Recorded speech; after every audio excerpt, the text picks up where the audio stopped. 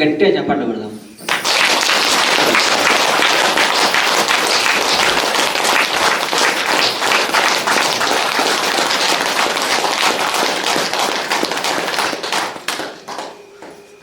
ఒకరొకరి అనుభవాలు ఒకలాగా ఉంటాయి.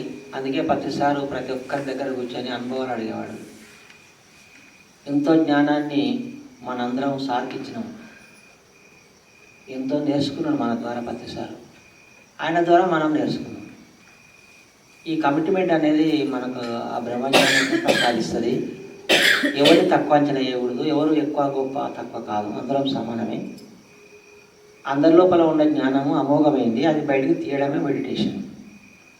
ధ్యానం చేస్తే మనం ఎందుకు వచ్చినాం భూమి మీదకి, ఎరుకలోకి వస్తాం.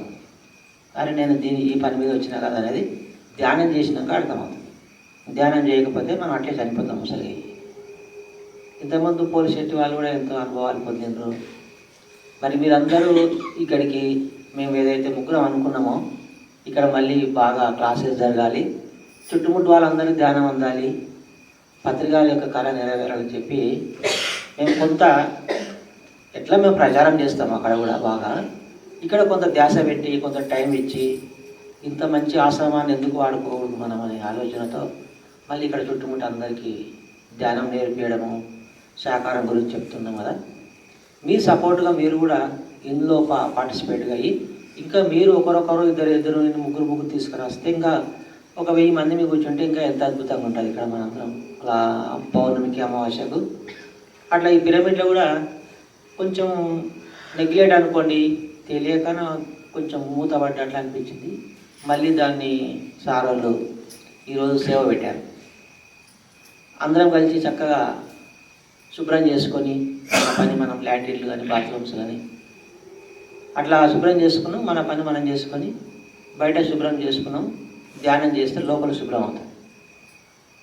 అందుకే ఒకటే గుర్తుపెట్టుకోండి, ధ్యానం అంటే నిద్ర కాదు, ఆలోచనలు కాదు, ఏవో కనిపిస్తే కూడా ధ్యానం కాదు. అది ధ్యానమే, కానీ అంత లోపలికి వెళ్ళలే మనం. ఇంకా ఏదో దృశ్యాలు కనిపిస్తుంటాయి మనం. ధ్యానం అంటే ఎరుకతో నిద్ర, ఆలోచనలు ఉండవు, నిద్ర ఉండకూడదు. ఎక్కువ శాతం మనం ఆలోచనలు తగ్గిపోయే టైంలో చూసి నిద్ర వచ్చేస్తుంది. మనం ఆలోచనలు తగ్గుతూ నిద్రలోకి వెళ్ళిపోతాం. ఎందుకంటే అలసిపోయింటాం కాబట్టి కొంత రిలాక్స్ అవుతాం. రిలాక్స్ అనేది, స్వస్థత అనేది మోక్షం. అది విద్యానంద ప్రకాశ్ గురుగారు ఏం చెప్తున్నారంటే, మానవుడు ఎప్పుడైతే స్వస్థత పొందుతాడో ధ్యానంలో మోక్షానికి దారి అది. అక్కడ నుంచి ఇంకా మోక్షం అనే దానికి ప్రయాణం స్టార్ట్ అవుతుంది. మొట్టమొదటి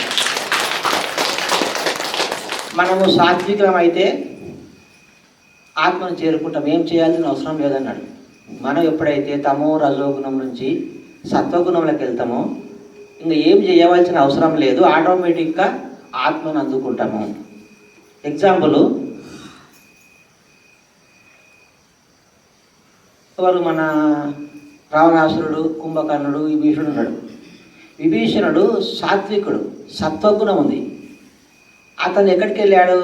రాముని దగ్గరికి వెళ్ళాడు. రావణాసుడు పోలేకపోయాడు, కుంభకర్ణుడు పోలేడు. ఎందుకంటే వాళ్ళ గుణాలు వేరే ఉన్నాయి. విభీషణుడు సత్వగుణం ఉంది కాబట్టి డైరెక్ట్ రాముని కలిసిండు, అంటే ఆత్మను చేరుకున్నాడు విభీషణుడు. మనందరము సాత్వికులము, సత్వగుణం ఉంది మన లోపల కాబట్టి పత్రికాన్ని కలవగలిగినాం. ఆయన చెప్పిన సందేశాలు మనం అర్థం చేసుకోగలుగుతున్నామంటే మనం ఆల్రెడీ సాత్వికులం. అట్లా ఈ ధ్యానంలో మనకు ఎన్నో విషయాలు అర్థమవుతాయి. జీవితము ఎప్పుడు ఆనందంగా హ్యాపీగా ఉంటాము. ఈ సృష్టిలో ఉన్నది మిత్రత్వం ఒకటే ఉందని చెప్పారు పత్రికలు. అంటే బామర్దులు, అక్క చెల్లెళ్ళు, భార్య భర్తలు ఎవరు లేరు. అది ఈ భూమి మీద మనం నాటకం ఆడడానికి మనమే పెట్టుకున్న పేర్లు. మా వదినే, మా బామర్ది, మా చెల్లెలు, ఇట్లా శరీరం వదిలిపెడితే ఏం లేవు. అసలు ఏముంటుంది శరీరం వదిలిపెట్టినాకంటే ఫ్రెండ్షిప్ ఉంటుంది. ఎట్లాంటి ఫ్రెండ్షిప్ అంటే ఇక్కడ మనం ఎట్లయితే ఉన్నామో ఇక్కడ ఏ కులం అడగము, మతం అడగము, స్త్రీ పురుష భేదం అని ఆలోచించకుండా, ధనవంతుల డబ్బున్న వాళ్ళ ఆలోచించకుండా ఏకత్వంతో ఎప్పుడైతే మనం ఇంత ఆనందంగా ఉంటామో శరీరం వదిలిపెట్టినాక కూడా మనం పైలోకంలో ఈడ ఉన్నట్లే ఉంటాం. భేద అభిప్రాయాలు ఉండవు అనమాట. ఏకత్వం ఉంటుంది మన లోపల, భిన్నత్వం ఉండదు. నీ వేరే నేను వేరే అనేది ఎప్పుడైతే ఉండదో అదే ఎన్లైట్మెంట్ అంటే, మోక్షం అంటే. మళ్ళీ అట్లాంటి మనం అద్భుతమైన స్థితిని సాధన చేసుకొని ముందుకెళ్ళాలి. మీరేం చేస్తారంటే సాధన విషయంలో నెగ్లెక్ట్ చేస్తారు. నాకు తెలిసిన కాడికి పోస్ట్ పోన్ వేసుకోవడం అట్లా ఎప్పుడు చేయకూడదు. ప్రతిరోజు ఉదయం సాయంత్రం 2 పూటలు మెడిటేషన్ చేయాలి. చేస్తేనే మన లోపల చైతన్యం అనేది వికసిస్తుంది. ఏమైనా విషయాలు తొందరగా అర్థం చేసుకోగలుగుతాం. ఓపెన్ మైండ్ ఉంటేనే మనకు అర్థమవుతుంది, లేకపోతే ఏం అర్థం కాదు. సరే, మీకు అందరికి ప్రాబ్లమ్స్ ఎందుకు వస్తారు ధ్యానంలోకి ఎక్కువ మంది అంటే, కొంతమంది రోగాల కొరకు వస్తారు, కొంతమంది మనసు ప్రశాంతంగా లేదని వస్తారు, కొంతమంది ముక్తి దొరకాలని వస్తారు. ముక్తి దొరకాలని వచ్చేటప్పుడు 101 వస్తారు. 99 మంది రోగాల కొరకు మనసు ప్రశాంతంగా లేదని వస్తాం. దాంట్లో ముక్తి కొరకు వచ్చేటప్పుడు చాలా తక్కువ. మరి ఈ ముక్తి అనేది దుఃఖం నుంచి విడుదల కావడమే ముక్తి అంటే, దేనికి ఏడవకుండా ఉండడమే ముక్తి అంటే. మరి రోగాలు ఎలా తగ్గించుకోవాలి, మనకుండే సమస్యలు ఎట్లా తగ్గించుకోవాలి? అయ్యో నాకు ప్రాబ్లమ్స్ వస్తున్నాయి, రోగం వస్తుంది, జబ్బు వస్తుంది, నాకు అన్ని ప్రాబ్లమ్స్ ఉన్నాయి, ఇంట్లో బయట ఏదో గందరగోళం ఉంది, నాకు అంత ఆర్థిక ఇబ్బందులు ఎదురవుతున్నాయి, నాకు యాక్సిడెంట్ అయింది, కాలు విరిగిపోయింది, మా అమ్మ చచ్చిపోయింది, నా భార్య చచ్చిపోయింది. ఇవల్ల ఎందుకు వస్తామంటే మన ఎదుగుదలకు వస్తాయి. మనము ఉన్నత స్థితికి ఎదగడానికి ఎన్నో అనుభవాలు, ఎన్నో కష్టాలు, ఎన్నో సమస్యలు మన ఎంబడిపడి అవి మన ముందుకు తీసుకెళ్తాయి. ఏదైనా నీకు జరిగిందంటే అది మీరు సృష్టించుకున్నదే నీ దగ్గరకు వచ్చింది. నీ రోగం కానీ సమస్య కానీ మీరే సృష్టించుకుంటున్నారు. అందుకే అది మనకు వస్తుందన్నమాట. ఇప్పుడు ఎగ్జాంపుల్ చూడండి, షుగర్ వచ్చింది, బీపీ వచ్చింది అనుకున్నాం. ఎందుకు తగ్గుతలేదు, జీవితాంతం ఉంది? ఎందుకంటే ఆ జబ్బును మీరు బలంగా నాకు ఈ రోగం ఉంది ఇంకా తగ్గదు అని సబ్కాన్షియస్ మైండ్లో బలంగా మీరే ఫీడ్ చేసుకున్నారు కాబట్టి అది జన్మలో పోదు. అది ఇంకా ఎన్ని మందులు తిన్నా పోదు. అంటే ఇక్కడ మనం నాకు జబ్బు లేదు అని ఎప్పుడైతే ఇక్కడ ఫీల్ అవుతామో జబ్బు పోతుంది. అయితే ఎవరు మళ్ళా మన మైండ్లో ఎవరు ఫీల్ చేసిండ్రు ఆ షుగర్ను, ఆ బీపీని అంత బలంగా అంటే, మీరు దవాఖానకి వెళ్ళినప్పుడు డాక్టర్ చెక్ చేసి నీకు షుగర్ ఉంది, ఇంకా కష్టమే పోయేది, రోజు ట్యాబ్లెట్ వేసుకోవాలి జీవితాంతం అని ఎప్పుడైతే చెప్పిండో, మీరు ఓపెన్ మైండ్తో విన్నప్పుడు ఆ మాటలు మీ సబ్కాన్షియస్ మైండ్ అంటే రెండో మైండ్లో అవి ఫిక్స్ అయిపోయినాయి. ఎవరు చేసినట్ల నీకు లోపల అంటే డాక్టర్లు చేస్తారు. మన మైండ్లో వాళ్ళే ఫీడ్ చేస్తారు. అవి ఈ జబ్బు వస్తే పోదు, అయిపోయా కథ అంతా నీకు పోదు. అది క్యాన్సర్ వచ్చింది, అన్ని ట్రీట్మెంట్ చేసినాక ఏం చెప్తారు డాక్టర్ అంటే, క్యాన్సర్ బాగాదు, ఇంకా చచ్చిపోవాల్సిందే, అంత 6 నెలలకు ఎక్కువ బతకవు అని ఎప్పుడైతే డాక్టర్ చెప్పిండో అది మైండ్లో ఫీడ్ చేసుకోవడం వల్ల నీ జీవితాంతం అది తగ్గదు, చచ్చిపోతావు. ఇక్కడ ఏదైతే మనం ఫీడ్ చేసుకుంటామో అదే మన జీవితం. మన సబ్కాన్షియస్ మైండ్కు అనంతమైన శక్తి ఉంది. బాగా ఇది ఒక్కటి మీరు మైండ్లో పెట్టుకోండి. మన రెండో మైండ్కు ఎంత శక్తి ఉందంటే ఒక గ్రహాన్ని సృష్టి చేసుకోవచ్చు. మనం ఒక భూమి లాంటి ఒక గ్రహాన్ని సృష్టి చేసుకునే శక్తి మన సబ్కాన్షియస్ మైండ్లో ఉంది. మనకు ఆ సంగతి తెలియదు. అయితే ఆ మైండ్కి ఏం గుణం ఉందంటే, నీవు చెడు పెట్టినా తీసుకుంటుంది, మంచి పెట్టినా తీసుకుంటుంది, తీసుకొని ఏం చేస్తుంది, సృష్టి చేస్తుంది. అయితే మనందరం ఎట్లా ఫీల్ అవుతామంటే ఎక్కువ నెగిటివ్గా ఫీల్ చేసుకుంటాం, ఎక్కువ బ్యాడ్గా ఫీల్ అవుతాం. నా జీవితం ఇంతే, నేను మాట్లాడలేను, నాకేం తెలియదు, నాకు భయం అవుతుంది మాట్లాడాలంటే అని మీరు ఎప్పుడైతే ఇక్కడికి రావడానికి మీరు లోపల సబ్కాన్షియస్ మైండ్లో భయం ఫీడ్ చేసుకుంటే మీరు ఈ జన్మలో మాట్లాడలేరు. ఎందుకంటే ఇది సృష్టికర్త. మన సబ్కాన్షియస్ మైండ్ సృష్టికర్త. అది దేన్నైనా సృష్టి చేసి పెడుతుంది. మీరు యాక్సిడెంట్ అవుతుందేమో నాకు అని పదే అనుకున్నప్పుడు ఇక్కడ ఫీడ్ అయ్యిందే నీకు యాక్సిడెంట్ అయిపోతుంది. మనందరం ఎట్లా ఫీడ్ అయి ఉన్నామంటే, చిన్నగా ఉన్నప్పటి నుంచి ఏ భావాలతో నిండుకొని ఉన్నామో అవే భావాలు మనం జీవితం గడిచిపోతుంది. ఏం నింపుకున్నాం మనం అంటే, విగ్రహమే భగవంతుడు. మా అమ్మ చెప్పింది, మా నాన్న చెప్పింది, నాకు అన్నీ చూపించాడు. విగ్రహంలో దేవుడు ఉన్నాడు, ఇంకా అంత తప్ప ఇంకేం లేదని చెప్పి మన అమ్మ నాయన ఎప్పుడైతే మన సబ్కాన్షియస్ మైండ్లో ఫీడ్ చేసిండ్రో మనం ఈ జన్మ మొత్తం విగ్రహం మీద ఆధారపడి ఉంటాం. నమ్మంగా ఎందుకు, ఇక్కడ ఫీడ్ అయింది కాబట్టి. ఇప్పుడు ఎందుకు మనం పూజలు బంద్ చేయగలుగుతున్నాము, ఎందుకు మాంసం బంద్ చేసినామంటే మన సబ్కాన్షియస్ మైండ్లో అవి పోయినాయి. ధ్యానం ద్వారా పోయి నీవేమైనా అంటే రియలైజేషన్ అయినా సత్యం తెలుస్తుంది నీకు. ఇక్కడ పోకపోతే మనం అట్లనే ఉంటాం. ఇక్కడ పోవాలంటే ఏం చేయాలి, ధ్యానం చేస్తేనే అక్కడ ఉండే ఆలోచనలు పలసబడిపోతాయి. ఏ ఆలోచన పోదు. ఓషో ఏం చెప్తున్నాడంటే, నీ షర్ట్ మీద ఏవైనా టీ మరకలు కానీ ఉంటే నువ్వు సబ్బు పెడితే కొంతవరకే పోతుంది కానీ మరకలు పోవు. అలాగే మన సబ్కాన్షియస్ మైండ్లో నువ్వు ఒక యాక్సిడెంట్ గురించి కానీ జబ్బు గురించి కానీ దేని గురించి అయినా నీ బాలంగా ఇక్కడ పెట్టుకున్నప్పుడు అది ఎంత ధ్యానం చేసినా కొంతవరకే పోతుంది, నిన్ను ఇబ్బంది పెట్టకుండా ఉంటుంది. కానీ అది ఉంటుంది. ఉండి ఏం చేస్తుందంటే మళ్ళీ ఒకానొక రోజు మళ్ళీ బయటకు వస్తుంది. అది ఈ సబ్కాన్షియస్ మైండ్ అనేది మనకు అనేక జన్మ పరంపరల కంటిన్యూగా ఉంటుంది అన్నమాట. అనేక జన్మల సంస్కారాలు ఉన్నాయి. నీవు చేసిన మాటలు, నీ ఆలోచనలు, నీవు ఏమేమి చూసినావో అంతా కూడా ఇక్కడ ఉంది. మనం చనిపోయేటప్పుడు శరీరమే ఇక్కడ ఉంటుంది కానీ మనసు ఆత్మ రెండు పైలోకాలకు వెళ్తాయి. శరీరం ఒకటే పడేసిపోతుంది. ఈ మనస్సు ఆత్మ ఏం చేస్తుందంటే శరీరాన్ని వాహనముగా వాడుకుంటాయి. మనసును ఎవరు సృష్టి చేసిందంటే ఆత్మ సృష్టి చేసింది. శరీరాన్ని ఎవరు సృష్టి చేసిందంటే మనసు సృష్టి చేసింది. మన మనసు, మన మైండ్ శరీరాన్ని సృష్టించుకున్నది. మనసును ఆత్మ సృష్టించింది. ఆత్మను పరమాత్మ సృష్టించింది అన్నమాట. అంటే మనసు కూడా సాక్షాత్తు భగవంతుడు. అందుకే అంత శక్తి ఉంది ఆ మనసుకు. దాన్ని ఒక్కదాన్ని కంట్రోల్ చేసుకుంటే మనం దేన్నైనా సాధించగలుగుతాం. ఋషులు, బ్రహ్మర్షులు, పత్రిజీ లాంటి వాళ్ళు ఇంత అద్భుతంగా ఎలా మార్చగలిగింది మనల్ని అంటే వాళ్ళకి ఆ సబ్కాన్షియస్ మైండ్ యొక్క శక్తి తెలుసు. వాళ్ళకి దాన్ని ఎట్లా వాడుకోవాలో వాళ్ళకి తెలుసు. ఆ విద్య వాళ్ళ దగ్గర ఉంది. ఇప్పుడు నేర్చుకుంటున్నాం మనం ఎట్లా వాడుకోవాలో మన మైండ్కు శిక్షణ ఇస్తున్నాం మనం ధ్యానంలో. ఎటువైపు నీ మనసును తిప్పగలిగితే అక్కడ సృష్టి జరుగుతుంది. నీ దృష్టిని బట్టి నీ సృష్టి ఉంటుంది. అంటే మన దృష్టిని మార్చుకోకపోతే మనం కొత్తగా దేన్ని సృష్టి చేసుకోలేము. మనం అన్ని పాతవే సృష్టి చేసుకుంటున్నాం. కట్టిన బట్టలా అంటే కట్టడము, ఇల్లు అట్లనే ఉంటుంది అందరిలాగా. ఏదైనా తిండి కూడా ఎప్పుడు అవే తింటూ ఉంటాం.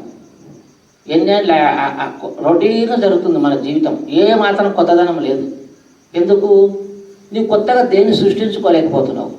మొత్తం ఇక్కడ పాత జ్ఞాపకాలు గుర్తుపెట్టుకొని నీ జీవితము అలాగే అవుతుంది. ఇప్పుడు ధ్యానంలోకి వచ్చినాక మనం కొంత జీవితాన్ని మార్చుకోగలిగినాం.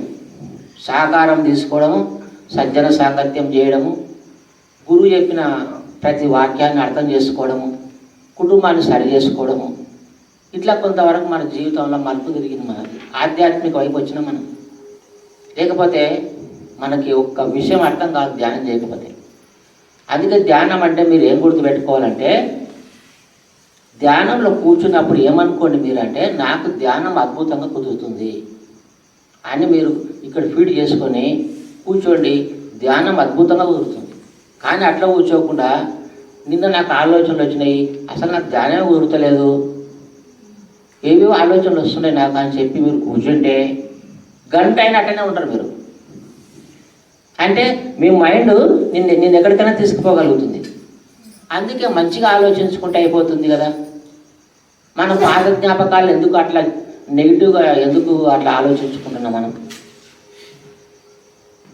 అంటే, ధ్యానం ఏం చేస్తుందంటే పాజిటివ్ ఆలోచన తీసుకొస్తుంది.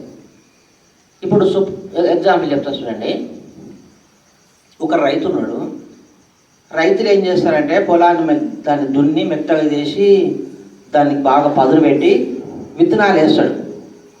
వేసినాక ఏం చేస్తాడు ఆయన, దాన్ని మళ్ళీ పైకి పెరికి తీయడు, చూడడు ఇంకా మొలుస్తుందో లేదని. ఒకవేళ చూస్తే ఏమవుతుందంటే ఆ విత్తనం మొలక రాదు, ఇంకా చెడిపోయినట్లే. ఏ రైతుకు డౌట్ లేదు విత్తనం వేసినాక. మనం కూడా నీ మైండ్లో ఏదైనా విత్తనం వేస్తే, ఏ విత్తనము, జబ్బుల గురించి కానీ నీకు ధ్యానం కుదరాలని కానీ ఏది కానీ నీవు ఇక్కడ ఫీడ్ చేసుకున్నాక మళ్ళీ నెగిటివ్ ఆలోచన రాకుండా చూసుకోవాలి. అయితే మన మనసు ఏం చేస్తుంది, ఒక పాజిటివ్ వచ్చినాక వెంటనే 2 నెగిటివ్ తీసుకొచ్చి పెడుతుంది మనకు. తెచ్చి పెట్టడం వల్ల ఏమవుతుంది, పాజిటివ్ జరగదు. ఇంకా జరగకపోతే నీవేమనుకుంటున్నావు, నేను ఏమనుకున్నాడో జరుగుతూనే లేవు. కానీ నువ్వు రెండోసారి నెగిటివ్ ఆలోచన చేసేది నీకు అర్థమవుతలేదు.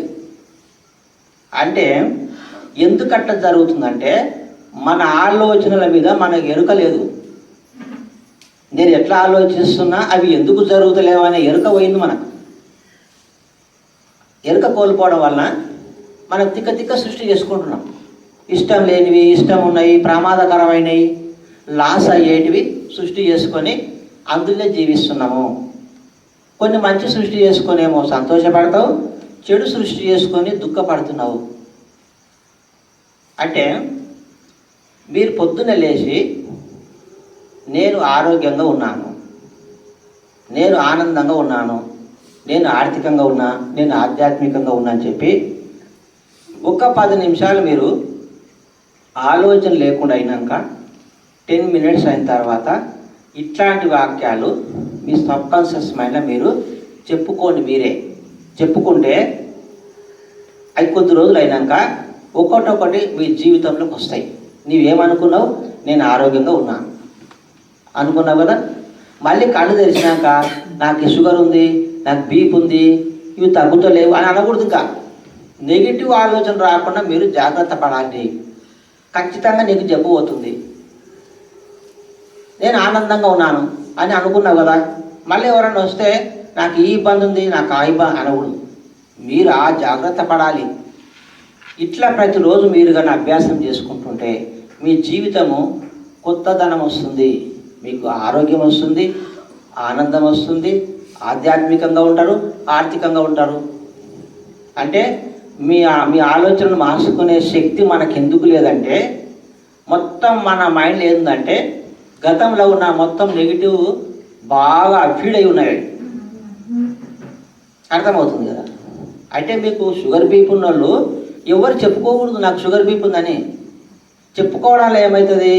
నీవు ఇంకా అక్కడ బిగ్గర చేసుకుంటున్నావు, జబ్బును పోకుండా చూస్తున్నావు నీవే. అట్లా కాకుండా నేను ఆరోగ్యంగా ఉన్నాను అనుకోండి. పొద్దున్నే ఆరోగ్యంగా ఉన్నాను అని మీరు అనుకుంటే అన్ని రోగాలు పోతాయి. నాకు షుగర్ లేదని, బీపీ లేదని ఇట్లా పొడుగుగా ఎందుకు అనుకుంటా పోవాలి? 100 రకాల రోగాల గురించి ఎందుకు అనుకున్నాలే? ఒకటే దెబ్బ కన్నీ పోతాయి కదా. నేను ఆరోగ్యంగా ఉన్నాను అనుకుంటే అయిపోతుంది, నేను ఆనందంగా ఉన్నాను అనుకుంటే అయిపోతుంది. ఇంటికి వెళ్ళి బయటికి వెళ్ళేటప్పుడు మనం జర్నీ చేసేటప్పుడు కూడా నేను ఖచ్చితంగా తొందరగా మంచి చక్కగా ఇంటికి రాగలుగుతున్నా, ఆ జర్నీ చక్కగా జరుగుతుందని మనసులో అనుకోండి. జర్నీ మంచిగా జరుగుతుంది. ప్రతిదీ మనం నెగిటివ్ ఆలోచన చేస్తాం. మనసుకు నెగిటివ్ ఆలోచన చేయాలని ఉంటుంది. మనసుకు దానికి నెగిటివే ఇష్టం. మనసుకి ఎట్లా ఉంటుంది? ఎక్కువ నెగిటివ్ ఆలోచన తీసుకొచ్చి పెడుతుంది మనకు. రెండోది ఏంది మనసుకి ఇష్టం అంటే ప్రాపంచికం ఇష్టం. దానికి మంచి ఇల్లు ఉండాలి, డబ్బులు ఉండాలి, కారు ఉండాలి, మంచి బట్టలు కట్టుకున్నాలి. ఇట్లాంటి ఆలోచనలు అంటే మనసుకు చాలా ఇష్టం. మనం జీవితం అట్లనే జరిగిపోతుంది. ఆత్మకి ఏంది ఇష్టం అంటే ఎరుక స్థితిలో ఉండాలని చూస్తుంది ఎప్పుడు ఆత్మ కూడా. ఎరుక అంటే అవేర్నెస్. భూమి మీదకి దేని కొరకు వచ్చినామో ఆ పనులు చేయడానికి ఆత్మ ఎప్పుడు కూడా సంసిద్ధంగా ఉంటుంది. కానీ మనసు మాత్రం ఏం చేస్తుంది? మొత్తం నెగిటివ్, మొత్తం ప్రాపంచికం. అటువంటి మనసుతోన మనం ఎన్ని జన్మలు ఇబ్బంది పడి ఉంటాం, ఎన్ని జన్మలు రోగాలు తెచ్చుకొని, సమస్యలు తెచ్చుకొని, కష్టాలు తెచ్చుకొని జీవిస్తున్నాం. మనం చనిపోవడానికి కూడా కారణం మనసే. కరోనా వచ్చిందంటే మీరు బాగా అర్థం చేసుకోండి. ఏ రోగం మనిషిని సంపద భూమి మీద, ఏ రోగం సంపద మనల్ని భయం చంపేస్తుంది. కరోనా వచ్చి ఎంతోమందికి జబ్బు వచ్చింది, కొంతమంది చచ్చిపోయిండ్రు, కొంతమంది బతికిండ్రు. నిజంగా రోగం చంపేటట్లే ఉంటే కదా రోగము అందరూ చచ్చిపోలే కదా. మళ్ళీ ఎందుకు బతికిండ్రు కొంతమంది? ఈ బతికిన వాళ్ళందరూ భయం లేదు వాళ్ళకు. నేను చచ్చిపోతా కరోనా వస్తే అనే ఫీలింగ్ లేదు వాళ్ళ లోపల. అందుకే జబ్బు వాళ్ళని ఏం చేయలేకపోయింది. చిన్నపిల్లలు ఎందుకు చచ్చిపోయలేరు కరోనా వచ్చి? చిన్నపిల్లలు కరోనా ఎందుకు వచ్చి లేదు అంటే వాళ్ళ జబ్బు గురించి ఎప్పుడు ఆలోచిస్తలేరు. వాళ్ళు టీవీ చూడరు, పేపర్ చదవరు వాళ్ళు. అందుకే వాళ్ళకి జబ్బు రాలే. పెద్దలకు ఎందుకు వచ్చింది? ఎప్పుడు దాని గురించి స్మరించుకోవడం. స్మరించేది నీకు ఆ జబ్బు వచ్చింది, దవాఖానకు చచ్చిపోయాం అంటే మన మనసు మన శరీరాన్ని వదిలిపెట్టేటట్టు చేస్తుంది. అంత శక్తి ఉంది మన మైండ్ వేరే, బ్రెయిన్ వేరే. బ్రెయిన్ అంటే మాంస ముద్ద. మాంసాహారులకైతే బ్రెయిన్ను మనం చూసింటాం. ఆ గొర్రెను తిన్నప్పుడు, మేకను తిన్నప్పుడు తెల్లగా ఉంటుంది మాంసం ముద్ద, అది బ్రెయిన్. మైండ్ అంటే మనసు, అది ఒక శక్తి స్వరూపం. అది ఎక్కడ ఉంటుందంటే బ్రెయిన్ మీద ఉంటుంది మనసు, దాన్ని ఆవరించి ఉంటుంది. ఉండి మనం చేసే ప్రతి ఆలోచన మైండ్ నుంచి వస్తుంది. ఆ మైండ్ ఏం చేస్తుంది అంటే మనం చేసిన ఆలోచనలను మన బ్రెయిన్ మెదడు తీసుకుపోయి ఆత్మకు అందిస్తుంది. ఆత్మకు అందించినప్పుడు సృష్టి జరుగుతుంది బయట. అంటే మాంసం ముద్ద బ్రెయిన్ మనం చచ్చిపోయినప్పుడు అది మట్టిలో కలిసిపోతుంది. మనసు కలవదు, అది మైండ్, అది ఒక శక్తి. అది ఆత్మ రెండు కలగలుపుకొని విశ్వం ఉన్న రోజులు ఉంటాయి రెండు. మనం ధ్యానంలోకి వచ్చినప్పుడు మనసు ఆగిపోతుంది, కానీ మనసు ఉంటుంది కానీ ఆగిపోయింది కొద్దిసేపు. ఇప్పుడు నాకు కాళ్ళు ఉన్నాయి, నేను కూర్చున్నా, కొద్దిసేపు అయినాక లేచి నడుస్తా. అంటే నేను కూర్చుంటే నాకు కాళ్ళు లేనట్లా, నీకు ఆలోచన లేకుండా అయినప్పుడు నీ మనసు పూర పోయినట్లా కాదు. కళ్ళు తెరిస్తే మళ్ళీ మనసు స్టార్ట్ అవుతుంది. ఎప్పుడు స్టార్ట్ అవుతుంది? ఎప్పటికి ఉంటుంది. విశ్వం ఉన్న రోజు మన మనసు ఉంటుంది. దాన్ని ఆత్మలో లయం చేస్తే భగవంతుని చేరుకున్నట్లే మనం. అందుకే దయచేసి ఎప్పుడు ధ్యానం చేసినా కూర్చున్నప్పుడు నాకు ఒక ఆలోచన రాదు, నాకు ధ్యానం అద్భుతంగా కుదురుతుంది అనుకొని కూర్చోండి. మీరు ధ్యానం చక్కగా కుదురుతుంది మీకు. నాకు నిద్ర వస్తుందేమో ధ్యానం చేస్తే, మరి నాకు ఆలోచనలు వస్తాయేమో, ఇట్లాంటి ఆలోచనతోన ధ్యానంలో కూర్చోవచ్చు. కొంచెంసేపు కూర్చొని ఎరుకలోకి వచ్చి నేను ఇట్లా అనుకునాలి అని మనసులో అనుకొని గంట వరకు కళ్ళు తెరవనని చెప్పి గాఢకు విశ్వసించి కూర్చోవాలి. బుద్ధుడు ధ్యానంలో కూర్చున్నప్పుడు నా శరీరము శిథిలమైపోయినా నేను కళ్ళు తెరవను. చూడండి ఏమనుకుంటున్నాడు బుద్ధుడు అంటే, నా శరీరము కుషించి కుళ్ళిపోయినా నేను కళ్ళు తెరవను. అంత విశ్వాసం మీద ఉన్నాడు బుద్ధుడు. మనం ఏం చేస్తాం? నేను 10 నిమిషాలు కళ్ళు తెరవాలి, లేకుంటే 20 నిమిషాలు చేసి లేచిపోవాలి. అదే జరుగుతుంది. యద్భావం తద్భావం. అందుకే నేను చెప్పేది ఏంటంటే, ఉదయం ధ్యానం చేయాలి, సాయంత్రం పండుకునేటప్పుడు తప్పక ధ్యానం చేసి నిద్రపోవాలి. ఇట్లా చేయంగా ఒక 5-10 ఏళ్ళ, ఒక 20 ఏళ్లకు మీరు ఎన్లైట్మెంట్ అవుతారు. ఎన్లైట్మెంట్ అయిన బ్రహ్మంగారు కానీ వేమన కానీ గంటలు ధ్యానం చేసిండ్రు వాళ్ళు. రోజులు చేసిండ్రు, సంవత్సరాల కొద్ది చేసిండ్రు వాళ్ళు. అందుకే వాళ్ళు అంత గొప్పగా తయారైంది. మనం కూడా ప్రతిసారి చెప్పినట్లు చక్కగా ధ్యానంలో కూర్చొని అద్భుతమైన బ్రహ్మజ్ఞానాన్ని పొందాలి. పత్రిజీ 200 సంవత్సరాలు ధ్యానం చేసినట్ట ఒక జన్మల, 200 ఇయర్స్. మరి 200 సంవత్సరాలు ధ్యానం చేస్తే ఎంత శక్తి, ఎంత జ్ఞానం ఉంటుంది. కాబట్టి ఈ జన్మల ఆయనకు అంత శక్తి ఉంది. అందుకే మన అందరిని మార్చగలిగే శక్తి ఆయన లోపల. మనం ఒకరు మార్చాలంటేనే వాళ్ళు ఏం చెప్తే వాళ్ళు వినరు. మేము చెప్పము ఎవరైనా ధ్యానం చెప్తే అని ఎందుకు అనుకుంటున్నావు? నీ దగ్గర శక్తి లేదు. ఒకరికి ధ్యానం చెప్పే శక్తి నీ దగ్గర లేదు, నువ్వు సంపాదించుకోలేవు. ఇంకా అది ఎప్పుడు వస్తుంది? సాధన చేస్తే వస్తుంది. ఇప్పుడు మేమందరము ఈ 3 ఊళ్ళో పోయినామంటే మా దగ్గర శక్తి ఉంది. చెప్తే వాళ్ళు వింటారు అనే నమ్మకం మాకుంది, వాళ్ళు వింటారు. అట్లాంటి స్వభావంతోనే మనం ముందుకెళ్దాము. ధ్యానము అత్యంత గొప్పది సృష్టిలో. ఎప్పుడైతే మీకు అర్థం అవుతుందో ధ్యానం గొప్పతనము, మీకు ధ్యానం బాగా కుదురుతుంది. జ్ఞానం వచ్చినాక ధ్యానం ఇంకా అద్భుతంగా కుదురుతుంది. అజ్ఞానికి ధ్యానం కుదరదు, జ్ఞానికే ధ్యానం కుదురుతుంది. దయచేసి మళ్ళీ ఒక 1/2 అవర్ మెడిటేషన్ చేద్దాం. కూర్చోండి, అందరు రిలాక్స్గా కళ్ళద్దాలు తీయండి. కళ్ళద్దాలు తీసి శరీరం ఏమాత్రం కదలికలు ఉండవు. మనసు కదులుతూ శరీరం కదులుతుంది. అందుకే శరీరము నిశ్చలంగా ఉండాలి, ఒక విగ్రహం లేకుండా ఉండాలి శరీరం. వెన్నెముక నిటారుగా పెట్టండి. వెనుక ఆనుకుంటే నిద్ర వస్తుంది గ్యారంటీ. కొంచెం ముందుకు జరగండి. కుర్చీకి మీకు ఇబ్బంది అయినప్పుడు వెనుక ఆనుకోండి. ఆనుకుంటే నిద్రలకు వెళ్ళిపోతున్నాం. కొంచెం ముందుకు జరిగి కూర్చోండి, చక్కగా హాయిగా ప్రశాంతంగా. ఆలోచన లేకుండా కూర్చున్నాం. ఆలోచనలు వస్తుంటే గమనించండి, వాటిని ఒక సాక్షిగా చూడండి. ఆలోచనలు చూడంగా అన్ని ఆలోచనలు పోతాయి, మనసు శూన్యం అయిపోతుంది. మనోశూన్యతనే ధ్యానం అంటే. దాన్ని నిర్వికల్ప సమాధి స్థితి అంటాం. నిర్విషయ మనహ అంటాం. మనసులో ఏ విషయాలు ఉండరాదు.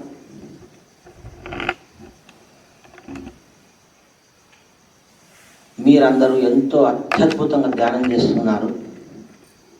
అపారమైన శక్తి మీ లోపలికి వస్తుంది. మీకు బ్రహ్మజ్ఞానం వస్తుంది.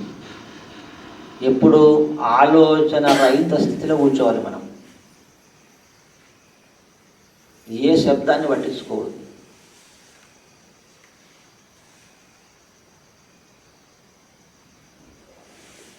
నేను చెప్పేవాడు కళ్ళు తెరవకూడదు. కళ్ళు తెరిస్తే ప్రాపంచికము, కళ్ళు మూస్తే నిర్వాణం.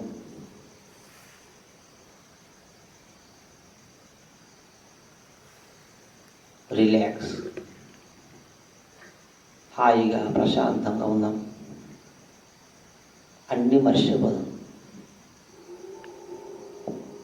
ఎవరు కళ్ళు తెరవరాదు. నిశ్శబ్దంలో కూర్చుందాం. ఏ మ్యూజిక్ అవసరం లేదు.